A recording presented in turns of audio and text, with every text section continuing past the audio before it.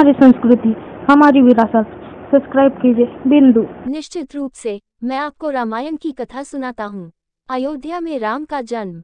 अयोध्या के राजा दशरथ की 3 रानियां थीं, कौशल्या, सुमित्रा और कैकेयी।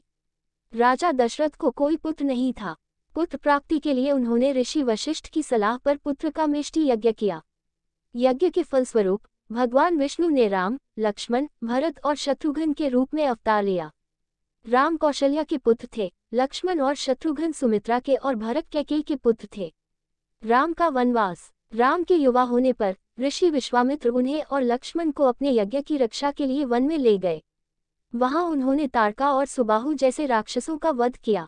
इसके बाद वे जनकपुर गए, जहां राम ने शिव धनुष तोड़कर सीता से विवाह किया। अयोध्या लौटने पर राजा दशरथ ने राम को युवराज बनाने का निर्णय लिया, लेकिन कैकेयी ने अपनी दासी मंथरा के बहकावे में आकर राजा दशरथ से अपने 2 वरदान मांगे। पहला, भरत को राजा बनाया जाए और दूसरा, राम को 14 वर्ष का वनवास दिया जाए।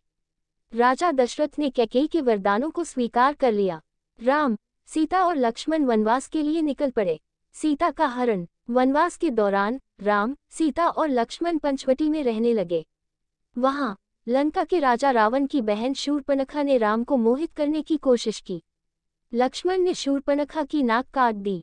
इससे क्रोधित होकर रावण ने मारीच की सहायता से सीता का हरण कर लिया।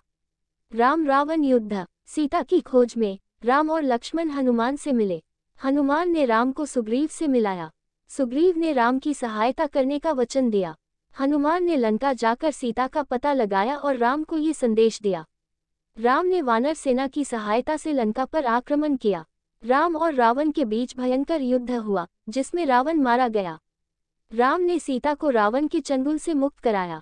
अयोध्या वापसी। राम, सीता और लक्ष्मण 14 वर्ष का वनवास पूरा करके अयोध्या लौटे। भरत ने राम को अयोध्या का राजा बनाया।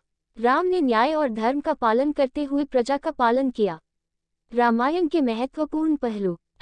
यह महाकाव्य हमें धर्म, कर्तव्य, प्रेम और त्याग के महत्व के बारे में सिखाता है। ये हमें बताता है कि बुराई पर हमेशा अच्छाई की जीत होती है।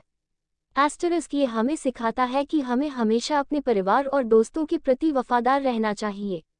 रामायण भारतीय संस्कृति और साहित्य का एक महत्वपूर्ण हिस्सा है। यह महाकाव्य सदियों से लोगों को प्रेरित करता रहा है और आज भी प्रासंगिक है। रामायण हमें एक बेहतर इंसान बनने और एक बेहतर समाज बनाने के लिए प्रेरित करता है।